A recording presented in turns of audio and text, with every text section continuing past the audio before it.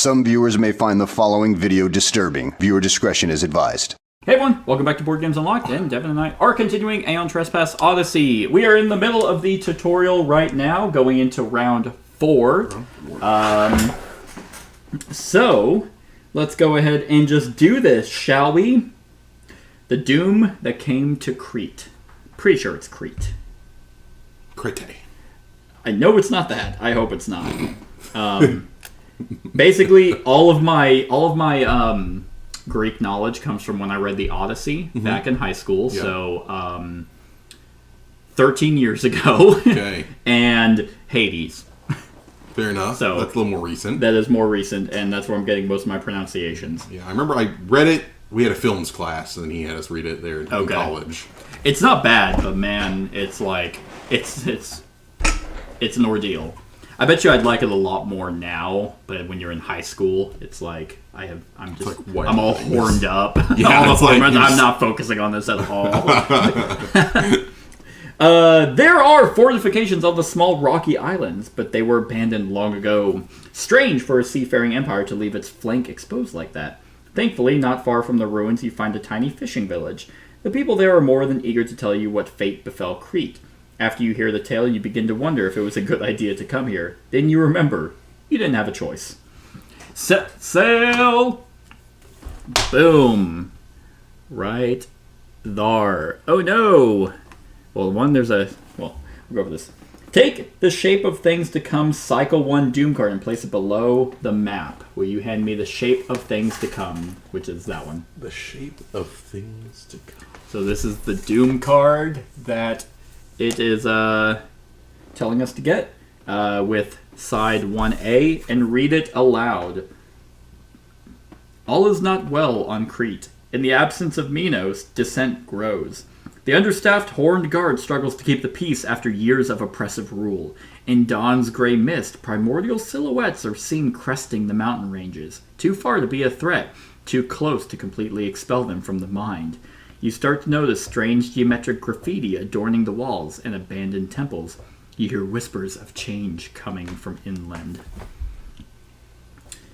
Yeah, I think that's pretty worse. Just seeing shit off in the distance, that's a massive beast. Yeah, that's just non-stop anxiety. All right. Well, that's quite ominous, don't you think? Then look at the symbols on the map tile. So there's now a Doom symbol and a Progress symbol and a City symbol. So exploration comes first. So we resolve the Doom symbol, which is where we place a Doom on the Doom card.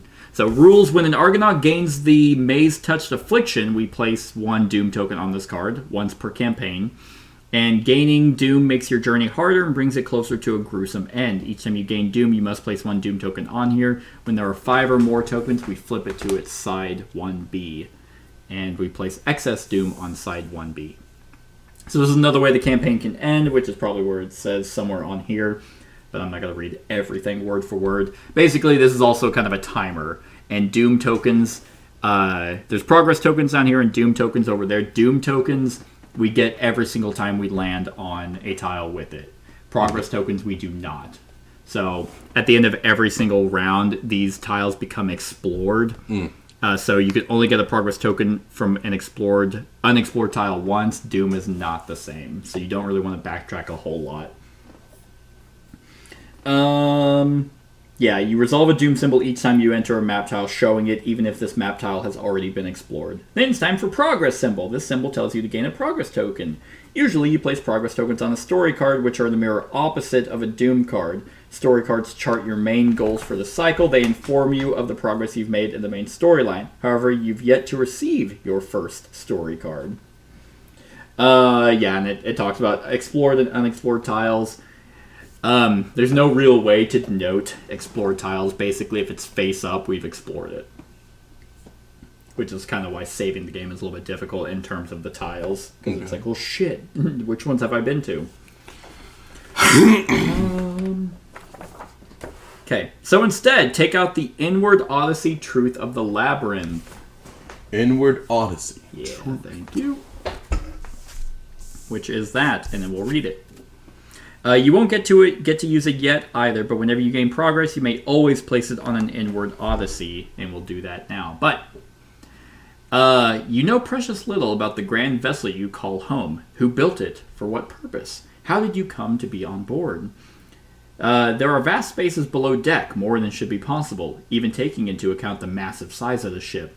Each day brings a new discovery, a new secret to be unraveled. Your inward odyssey has just begun. Yep, so progress token that we just got from this tile, we can place on there. Whenever we have 2 on there, then we can increase our inward odyssey knowledge, and there are 20 total for each cycle. So, and it says in the rules for that, like, it's like the most, I can't remember the word, the most dedicated players will get all 20. Like, it's something we'd have to, like, almost... We could work at. Yeah, go out of our way for. And these do not carry over.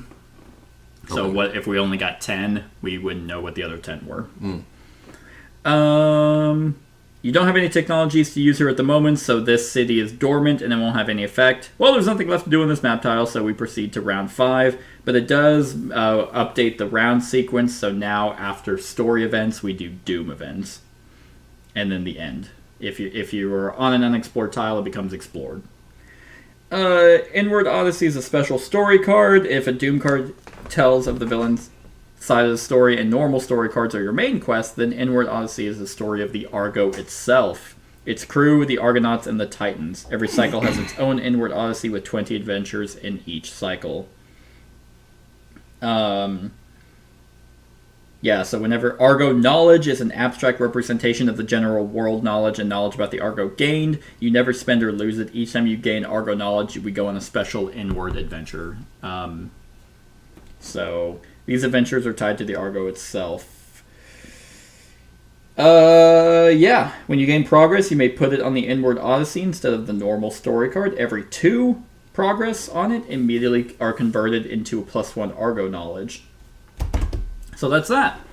That's what round 4 showed us. Finally is giving us our overall cycle story. So I'm assuming next time we'll be getting our actual story card for the cycle. But I also got a note that we did tier 4. So next will be tutorial round 5.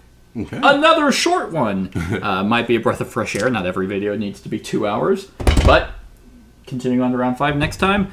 Stick around for the rest of the series. Other than that, like, comment, share, and subscribe, and have a wonderful whatever day it is for you.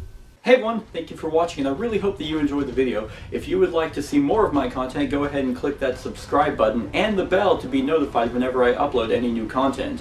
If you feel like supporting the channel, you can go ahead and click that Patreon link to be taken to my Patreon, and any help is truly appreciated. Other than that, stick around for any other run-throughs or reviews or cool top 10s or whatever I feel like putting on. Other than that, like, comment, share, and subscribe, and have a wonderful whatever time of day it is for you.